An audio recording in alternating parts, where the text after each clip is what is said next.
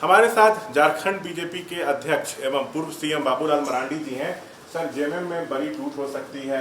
चंपाई सोरेन ने खुली बगावत का ऐलान कर दिया, कहा मुझे जबरदस्ती सीएम पद से हटाया गया, मैं अच्छा काम कर रहा था, मुझे अपमानित किया गया, एक आदिवासी नेता का अपमान किया गया। तो जेएमएम में बड़ी टूट हो सकती है। सर, इसके लिए आप किसको जिम्मेदार मानते हैं जेएमएम में, हेमंत सोरेन को? देखिए, उनके अपना घर के मामला है, इस पर हमारा कोई बहुत अधिक कहना नहीं है। मैं तो उतना ही कह सकता हूँ जितना आप सब ने चंपाई सोरेन का जो एक चिट्ठी वायरल हुआ है व्हाट्सएप पे, मैंने देखा किसी ने हमको भेज दिया था, तो उससे लगा कि उनकी पीड़ा, उनके दर्द साफ झलक रहा था कि जिस प्रकार से उनको शायद अपमानित किया। तो स्वाभाविक है, कोई भी अपनी स्वाभिमान के साथ लोग समझौता नहीं करते, और चंपाई सोरेन को उन लोगों में से रहे जब वो झारखंड आंदोलनकारी रहा है। हेमंत सोरेन के पिताजी के साथ मिलके उन्होंने काम किया है। और मैं उनका एक वाक़या बता रहा हूँ आपको, हमारा कोई उनसे बहुत अधिक संबंध नहीं रहा है। जब पिछले दफ़ा जब वो मंत्री बने थे तो इसी आवास उनको आवंटित हुआ था, और उस वक्त हम इस आवास को खाली करके हम चले गए। और लगभग 3-4 साल के बाद फिर से हमें ये आवास मिला, और जब मैं फिर इस आवास में लौटा तो आप सोचिए, मैं जैसे छोड़ के गया था, चाहे सोफा हो, चाहे टेबल हो,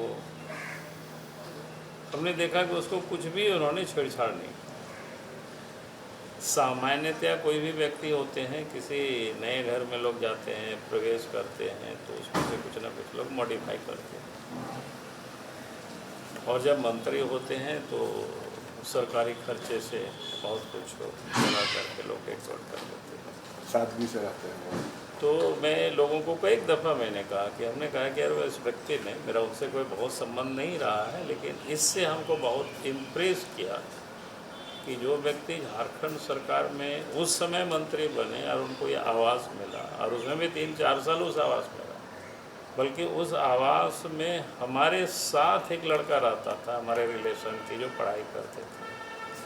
तो हमें लग रहा था कि शायद उस लड़का को भगा देगा, लेकिन उसको भी नहीं भगाया, वो भी यहीं रहा लड़का। फिर हम लौटे तो वो लड़का फिर मिला।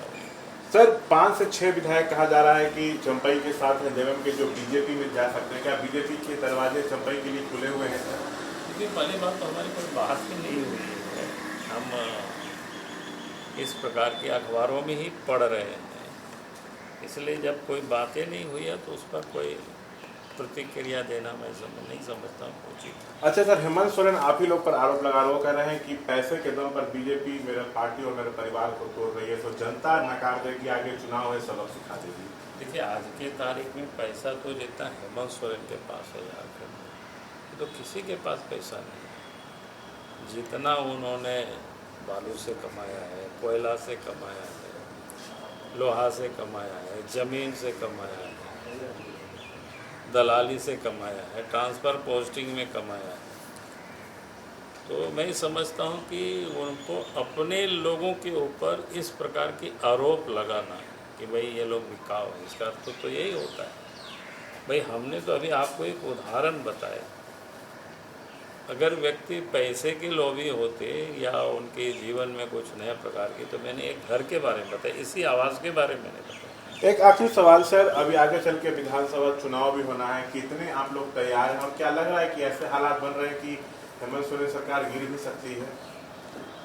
ये हम सब लोग चुनाव की तैयारी कर रहे हैं, और तैयारी में पार्टी लग गई है, बूथ को और मजबूत कर रहे हैं। पिछले लोकसभा चुनाव में भी 51 पोलिंग बूथों पर Bharatiya Janata party polling booth करें 51 विधानसभा सीटों पर आगे रही है, बढ़त बनाई है।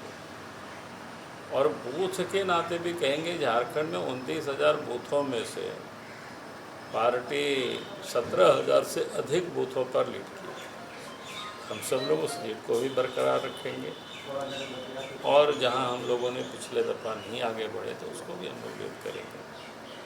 कुल मिलाकर के चुनाव में के बाद इस बार झारखंड में बीजेपी के नेतृत्व में सरकार है। इस पर सर बता दीजिए, क्या सरकार गिर सकती है हेमंत सोरेन के जिस तरह से नारी विवाद विधायकों के सामने आ रही है?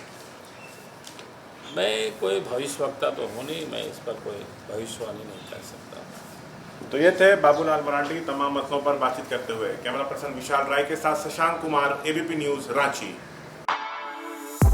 For exclusive and insightful videos, subscribe to our new channel ABP Live Premium.